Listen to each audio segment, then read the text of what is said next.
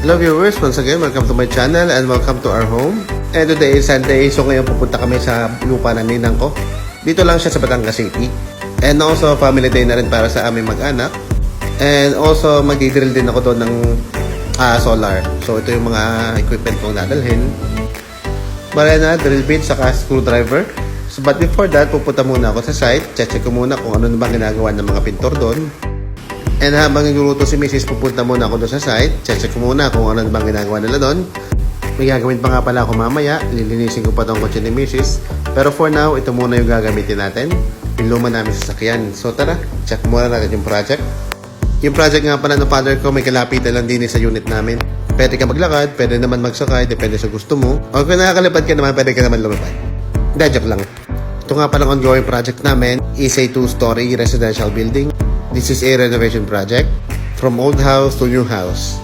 Ginawa siya noong 1980s and gusto lang nino ko ngayon yung modern design na bahay. So, binakbak namin from roof hanggang ground and nagtayo rin kami ng mga bagong poste sa beam. Okay, so dito na, malapit na tayo. And eto na tayo. Sa mga magtatanong pala sa akin kung bakit dalawa yung canopy sa left side, ang sagot doon, hindi ko alam eh. Yun na yung nasa design, edi sinunod lang namin. So tara, check na natin kung ano yung nagawa ng mga tropa. So dalawa lang sila, yung pintor saka yung isang forma namin galing sa ibang project. So inuna muna nila itong dining room. And ito na yung itsura ng pagkakamasilya. So pagkakaganda eh. Kung pwede nang pahidan ng pintura eh. Ay, kita mo kaya? Puting-puti. Nasa ko ilakaw dyan ay kitang-kita. Siya, diri naman tayo. Diri sa guest room. And din naman nag-umpisa na silang magmasilya din. So may mga pahid na ng skim coat. Yan na. So papatungan pa to para magmukhang puting-puti. Okay siya.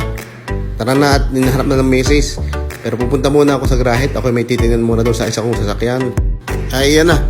Tuwang-tuwa na naman itong aso namin. Lasa ko'y nakakain ng atay ng manok. And eto na. Dito sa sasakyan namin laging tulog. Laging tulog kasi isang beses sa linggo lang namin ito ginagamit. Siya, i-open na natin nang matapos na.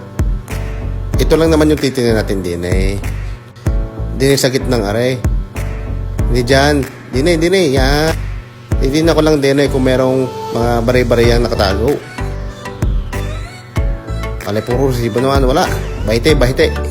Ay siya, tara na at ako bibili pa ng tomato sauce. At ang aking misis naghihintay pa ng regado. At naiinip na rin yung ulam at hindi sila maluto-luto eh. Okay na. May regado na. Tara, ayos na, nalarga na. At bago pa nga pala kami makapunta sa loob, kailangan muna namin buksan itong kontador ng tubig. Pero may nakita akong kakaiba. May siga sa daan. Siya ko yung magpapatabi-tabi na lang para ako hindi masawag na rin. Bukse ang kontador na magkaalaman na. Pero syempre, titignan muna natin kung ito talaga yung ating bubuksan. Baka naman mabuksan mo ibang property, yari tayo doon.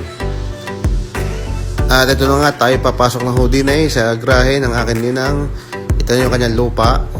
So ito wala pa tong bahay, kundi kubo lang sa CR. As usual, di ako na naman magbababa na rin. At yung aking mag-ana, una na doon excited ata eh. Kasi tara, atin sisilipin muna kung may ahas baka din o wala. Kita nyo ka naman yan? Ay pipitas na lang din na eh.